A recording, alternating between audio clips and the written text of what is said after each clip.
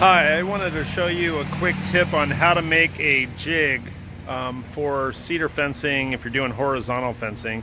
I guess you could do it for vertical too, but so you can continually get the spacing you want once you get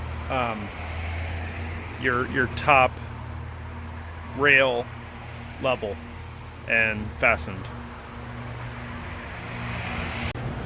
So in order to do this, I made a couple jigs using just some pieces I cut from the actual cedar fencing, some leftover pieces, glued and nailed on there with my nail gun, or you could do it with screws too if you drive a pilot bit through it first so you don't split it all out. But I glued it and I attached it. This part will hang on to the top rail here, like this. And then it gives me a spacing so I can get this continual spacing in this design that I made for this. So we're gonna take this piece I cut from another video where I showed how to use a speed square as a miter saw fence, and we're gonna put this onto this jig.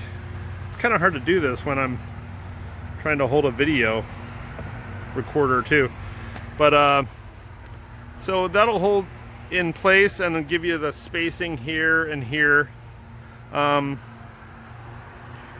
It works pretty well actually, and then you just pop it out. I made enough for two rails because I have two rails here. And then it's going to go into about a 1/2 spacing from the 1 inch above here. But I'll show this real quick, and then I'm going to pick up my nailer. Just give it a quick pop here, quick pop here.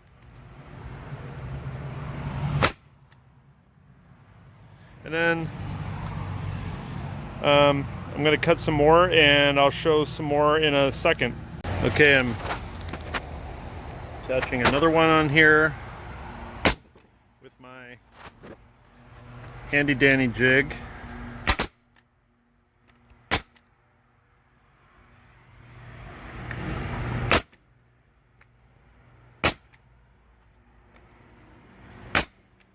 Now, the cool thing about this is that I can pull this out, space this right here, and now that gives me a place for the next one down. It'll be the beginning rail for the 1/2 inch. I can't use this jig for the lower ones, but I can use it to set that. So I'm gonna grab this. I have this ready to go. Pop this into place if it doesn't fall out. I have to make sure that I get it into that little overhang, and then pop that in. It's really hard to do with only one hand. Let me see here. Let's try it without trying to knock this whole jig down. There, that kind of works. There. Okay. So this is at a different level than this one, so that's why it's off. But it works pretty well. And then you get that flush. You hit that.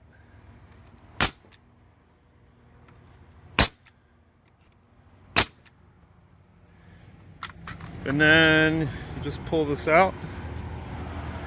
And it's ready for the next jig, which is this guy. This is the 1/2 inch jig, and this will go like this and give me the spacing I need for the lower ones.